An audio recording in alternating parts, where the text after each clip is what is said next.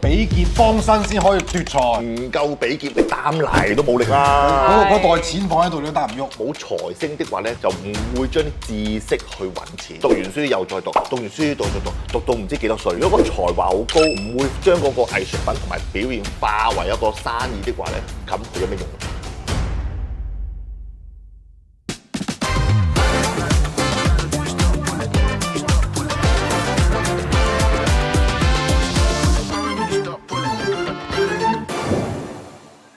我一直都好想人教人八字嘅，因為好多人嗰啲八字咧都冇運行，財運唔好，事唔好，發揮唔到好嘅八字表現啦。你知道自己命盤的話咧，就可以發揮得好好，工作可以表現得好好，財運可以改善得好好。所以我好想開呢個今次八字公開課咧，教識更加多人去知道八字，知道自己嘅八字嘅優點同埋缺點，知己知彼，百戰百勝。Hello，大家好大家好。喂，師傅啊，你最近有冇睇評論啊？有人挑機喎。竟然挑機我，嗱就係講緊咧，你上一期講嘅用月令去睇職業啦。啱啱冇錯啊！有人就話：，真係用個月令睇咁兒戲㗎。哦，咁啊係，咁啊始終咧我都想拍多啲片，教人一步一步去學睇八字。咁始終你八字一定係8粒字一齊睇。係。咁啊月令咧，我睇工作職業嘅傾向性先。咁啊而家今日啦，我再拍條片教大家點樣去延展展身出去，睇下你個工作嘅傾向性啦。啊，甚至乎點樣做更加之好咯，係咪先？係啦。其實咧，我覺得咧，我哋都應該幾有成就感，因為我哋觀眾咧，佢嗰啲水準越嚟越高啦，滿足於睇月令啦。咁我哋一於 update 佢。係啊，我一次過講晒8粒字，哇！條片咪好長，有排講，一步一步嚟，唔好心急，係啦，睇埋呢條片再挑我未遲。冇錯啦。咁我哋事不宜遲，我哋先點開我哋嘅命盤，然之後揾到我哋嘅月柱，下邊嗰個地支嗰一隻字咧，就係我哋嘅月令啦。係啊，如果唔識起自己個八字命盤點算啊？咁就唔好睇住呢一期。唔係，可以添加我哋小朋友 WhatsApp，然之後再一步一步跟住我哋師傅一齊去睇啦。好啦，咁師傅，我哋由第一個開始講啦。第一個財星先啦。好，財星。如果月令係財星咁啊，即係正財格又好，偏財格。咁啊，最緊要係有啲咩十神喺度幫手啊？係比劫啦。點解啦？我考下你啦。因為比劫幫身先可以奪財。係啊，因為自己財星就揾錢啊嘛。當然你自己個能力強的話咧，就可以揾到錢啦。但點樣強法啊？都係要。我覺得再強都要有身邊啲人幫扶咯，你一個人做唔到所有嘢嘅。身邊幫扶就係咩十神？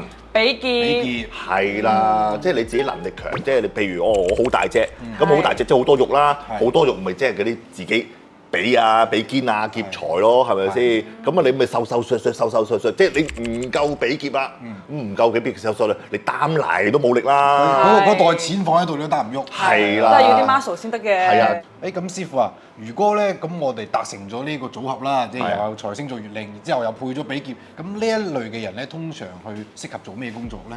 嗱，你諗下，正財格又好，偏財格又好，我最中意跑數啊嘛，係最中意搲銀啊嘛，所以變咗做銷售人員最好嘅。銷售係啊，即係嗰啲銷售嘅領導啦，佢會帶住一班人啦，或者甚至乎自己去跑數跑得好叻啊，咁啊可以領導一班同事啊，教人去點樣跑數咯。所以正財格又好，偏財格又好，咁啊對於一啲跑數啊、銷售啊，咁啲人係特別叻啲嘅。咁如果有一種情況係，如果我正偏財唔見到比劫會點咧？揾唔到咩錢咯，因為事關佢自己能力又唔夠強。頭先我比喻即係話自己嗰個能力唔夠強，瘦削的話都冇乜力，咁冇乜力啊點樣去跑咧？係咪先？即係你做銷售咧，你成日東跑西跑都需要精力㗎嘛。係啊，即係可能嗰啲客就有咁多啦，但係你跑咗2個，你已經好攰啦。係啦，你就咁啊，好難繼續落去。係啦，個力唔夠強，個力唔夠強就係點啊？自己嘅力唔夠強，自己唔夠強的話，咁啊等於好似身強嗱，身強的話個人咧都係精力好啲，精力好啲，自己嘅字比較多啲即係身我又好，同我又好，咁啊俾咗嗰個能力都會強啲嘅。咁啊身弱，咁啊身弱比較就係同我字咧比劫啊，正印都比較少啲，個人都有種即係慢啲啊，弱啲啊，係啦，憂心多啲。哦，明白啦。但係我知道，如果見唔到唔緊要嘅，因為有流年大運啊嘛。係啊，係啊。好啦，咁我哋接落嚟講我哋第二個啦。第二個就官殺啦。好啊，官殺啦。如果官殺格嘅，咁啊官殺格又再考下你啦。咁啊正官又好，七殺格又好，最緊有啲咩啊？係印星。係印星，印星就係文昌啦。咁如果正官格或者七殺格啲人咧，就會有種孔武有力啊，或者甚至乎有勇有謀。有印就有謀啦。係啦，所以官殺格一定要有印。印星代表智慧、文昌、讀書同埋貴人嚟噶嘛。我哋成日拍片都講喎，最緊要貴人定貴人嚟，貴人嚟就係印星啊嘛。如果個正官格七殺格冇印的話咧，只不過係一個粗人啊、衝動啊、孔武有力啊、有即係冇乜智慧啊，咁啊就係做多啲擔擔抬抬嘢咯。即係甚至乎咧，你就算官殺好重啦，你冇印星，即係我好抽得，但係我冇一個大佬賞識我，冇人俾機會我去同人哋抽，我就自己喺度發癲。係啦，佢主要係做啲粗重嘅工作，水泥工係水泥工。如果佢個大運一嚟個印的話，做下，喂，有個老闆賞識佢喎，喂，我俾你做判頭啊，你帶住一班人啦，我俾啲生意你做啊，咁就變得會有個印令到佢抬起咗嗰個性質啊、工作能力啊，甚至乎揾嘅錢就會多好多啦。有一部電影好似叫《大塊頭有智慧》喎，師傅有睇過？哦，劉德華嗰部啊！係啊，超大隻版。係啊，睇過，係啊。佢就係應該係七殺配印啊。係啦，咁啊冇印嘅，咁啊一直係到辛苦工啊。就得係6巨人咯，即係喺個低層啲，嗰啲就變成6巨人咯。個印一嚟到咧，唔同啦，有人提攜佢啦。扶起佢啦，咁咯，就可以去做嗰啲搬台主管。係啊，主管領導啲，係啊，睇住班人，係啊，本身正官格七殺格真係有種領導力嘅，係嘅，咁啊，但佢點都要有一粒印咯。個印咧，佢以前嘅比喻話係皇帝嗰個印嚟，係啊，啱啊，都係一種權徵，即係你要最後得到呢個印，你係先係真係升咗職做咗領導。係啊，即係等於古代嚟講有啲武官，咁個皇帝見到你好抽得喎，個皇帝給個印，好，咪我俾你做。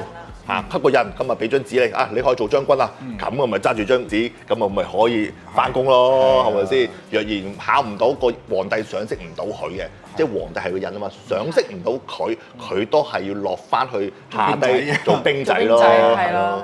如果係配咗印咧，係從事咩職業好啲咧，師傅？咁啊睇下正官定七殺啦。正官比較上斯斯文文啲嘅，即係寫字樓啊，翻朝九晚啊，有冷氣嗰啲咯。七殺嗰啲咧就唔喜歡坐定定嘅。七殺嗰啲喜歡會走動啲啦，怕悶啊佢，所以叫你個坐定喺個寫字樓的話咧，就比較上唔係好合適佢。我覺得做警察啱啊，啱啊，又抽得又有規律，又有紀律。係咪？而且又可以發揮佢嗰個執行力。啱啊！如果警察一定要有印咯，係咪？即係政府機構做啊嘛，政府機構咪就係個印咯。如果七殺冇印咧，冇印啊！如果佢喺馬來西亞，佢可以加入 Grab 平台；如果大陸可以加入美團平台。都係走動性質啦，係都係走動性質，都有少少紀律㗎。係啊，所以變咗七殺嘅中意走嚟走去嘅，係咁啊冇印就低啲啲啦。不過如果流都有份工嘅，都有份工嘅。如果流年大運嚟咗個印咧，嗰個騎手都可以升級成佢嗰個區域經理啊，即係證明佢做得好咯。係咯。咁好啦，我哋繼續第3個啦，師傅。好啊，咁啊印格啦。講到印咁緊要啦，如果我哋要練就係印咧，正偏印啦，咁啊正偏印啊就好命啲嘅，係嘅，衰極都有個印啊嘛，所以正印格、偏印格咁啊，即係生我資源啦、貴人力啦，所以變得咧佢又比較幸福啲嘅。係，咁幸福得嚟咧，你有冇動力咧？就一定要揾啲進取心啊！有啲乜嘢令到佢進取咧？財係啊，係啊，因為事關印係一種生命資源、養育資源啦，咁啊變咗有太好資源咧，令到佢又有嗰種有啲懶，係啊，進取心又唔係好夠啦。咁啊有財的話咧，佢就會去俾心機揾錢啦。即係好運喎，有貴人力喎，有人賞識我喎，但係會去俾心機去揾錢喎，進取心會積極咗喎，咁先至有用噶嘛。咁其實咧嗰個印咧都可以代表一啲知識啊，一啲分析能力啊。咁如果我係空有呢啲知識或者呢啲分析能力，我落實唔到就冇用咯。我都係自己覺得自己好叻，係，所以我哋要把呢啲知識轉化為賺錢嘅工具。所以一定要配一個財。所以有啲命格咧，佢正印格的話咧，佢好喜歡吸收知識，但係咧佢不斷讀書。咁啊冇財星的話咧，佢個人咧就唔會將啲知識去揾錢，咁啊只不過我喜歡讀書啊，咁啊讀完書又再讀，讀完書讀到唔知幾多歲咁嘛。冇財星的話咧，佢唔識點樣去溝通啊、待人接物啊嗰啲啊，但係佢成日都對住本書本，所以變咗冇財星就我唔係好緊張錢啦，同埋冇財星咧印格的話咧，佢唔係好中意交際應酬。係啊，即係啲社交能力比較低啲，因為覺得怕煩。係，因為佢睇書唔需要任何浪費嗰啲時間，我要睇書。係。我諗起一個詞語叫清高。係啦。好啦，咁師傅啊，咁我哋講到呢個印星咁正啦，佢係適合做啲咩工作好咧？教授啦，教書啦，因為本身佢都唔會點樣去翻工揾錢嘅，啲錢唔係好緊張，夠就算㗎啦。咁佢搭上到財星咧？搭咗財星會積極好多啦，咁我用個智慧去揾錢。可能會做嗰啲專利咯，申請啲專利啊，申請專利啊，點樣將個智慧去啲商業機構度打工，做啲專業人士啊咁咯。愛迪生呢種係咯，同埋嗰啲幫嗰啲企業寫嗰啲企劃嗰啲啊。係啊。好啦，咁我想知道我自己適合做啲咩咧？咁我哋兩個食商喺度。食商梗係做啲咁嘅 KOL 啦，做啲博主咯，係啦，做下啲博主啦。因為食商咧做表演啊嘛，我身嘅五行啊嘛。要答咩先正先？等我考下你啦，呢知道。配財，因為食商生財。係啊，因為食商咧係表現自己嘛，係個才華嚟噶嘛。嗱，你諗下。如果個才華好高，一個表現好叻嘅人，好似一個藝術家咁，佢淨係 enjoy 自己係去表現自己，或者去嗰個藝術品的話，唔會將嗰個藝術品同埋表現化為一個生意的話咧，咁佢有咩用啊？係啊，即係我好似我唱歌好聽，但我每日就喺沖涼嗰時候唱自己聽，係真係嘥晒啦。係啊，即係佢哪怕出去去酒吧度唱，佢都叫做收到錢啦。係啦。最哪怕你拖支咪喺嗰啲公園邊唱，都有人抌緊，都算係有人聽下啦。就係將自己嘅才華同埋表現同埋呢個天分咧，點樣去發揮到，令到佢會生財，就係食商生財啦。其實食商咧，佢都係都係一種講法係一種天賦或者係一啲技藝。但係如果呢啲天賦同技藝，佢只係如果冇財星，佢就真係只係一種愛好。係嗜好、愛好同埋喜歡表現，但係佢唔會點樣揾錢，因為事關佢覺得係好驚啊，唔好啦。咁啊，再如果佢有才的話咧，佢會參加比賽咯。哇，我覺得唱歌好叻喎，咁啊參加一下中年好聲音啦。係啦，咁啊參加中幾都好啦，中3、中4、中5都好啦，咁啊咪有機會表現咯。咁啊個表現得好的話，咁啊財星令到佢發揮得好啫，成為一個事業咯。你知我笑咩笑？笑咩？唔係我財星都幾多啊，所以我參加超能力我覺得我八字都幾準。佢講嘅有幾多成準確？冇一樣準。冇一樣準啊！爭啲磨練，爭啲磨練啊！如果你個財星再少啲的話咧，就踏實好多㗎啦。應該俾多個比劫我嘅。係啊，好啦，嗱，我而家幫師傅磨練一下你。你都有份參加㗎嘛？係。請問佢如果係食商為月令嘅話，佢冇財同有財分別適合做咩職業？有財就適合去坐喺呢度趕走我哋，因為都係用技藝賺錢啊嘛，咁佢就會通過一啲佢自己嘅技能啦，將呢份嘢變成佢嘅工作，然之後演藝事業啦、表演事業啦，同埋一啲博主啊、紫微斗數師傅咯。師傅雙官都代表口啊，係都係係啊，算命表現啊嘛，算命好緊要啦，把口。如果冇配到財嘅話咧，我覺得佢應該會學嘢好快，但係3分鐘熱度咯。佢唔會持續，係咩都想試下，但係就唔會長久咯。啱。所以要做咩咧？我已經諗到啦。做咩？如果係食神嘅話，如果冇財，我覺得煮飯咯。哦，都好啊，煮得好食嘅。哦，係啊，其實好中意因為有品味㗎嘛。啱煮飯。啊，咁啊有財的話就係做廚師啦，係啊，或者做啲曲奇餅啊、蛋糕啊，做即係攞出去賣啊，係啊。如果係雙官啊又唔配財嘅話咧，可以去做嗰啲我知道做嗰啲脫口秀或者係收數佬咯，嗰啲鋭評家，即係點評你。哦，夠毒啊嘛，夠毒啊嘛，係啊，所以冇財同有財分別都幾大下。係係嘅。好啦，咁我哋後面就繼續講啦。咁啊，講翻我哋同我資源，講翻比劫啦。係啦，好似你土命人咁嘛，係最緊有土啦，係係咪冇土又唔得嘅。係所以如果佢月令咧係比劫的話咧，咁啊最緊要咩啊？喂，我哋考下安南先啦。係啊。官殺。係喎，進步咗喎，點理解㗎？因為我記得你成日講官殺克比劫，啱唔係嘅，啱嘅。我成日一句説話係官殺為財啊嘛。係其實我係咁理解嘅，你因為師傅頭先講咗啦，如果我一個人比劫好多嘅話，係就好 strong 噶嘛。係啊咁 strong 嘅人可能佢就好驕傲自大、好喪啦，會恰人啦。呢個時候，官殺係咪一種約束、一種紀律？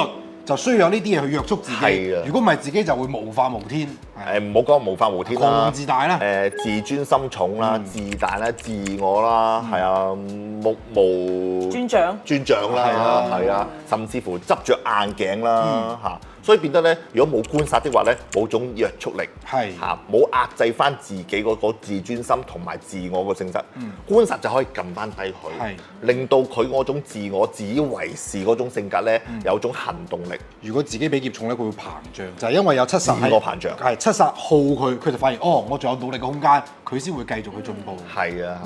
咁如果比劫又有官殺，咁適合從事啲咩職業咧？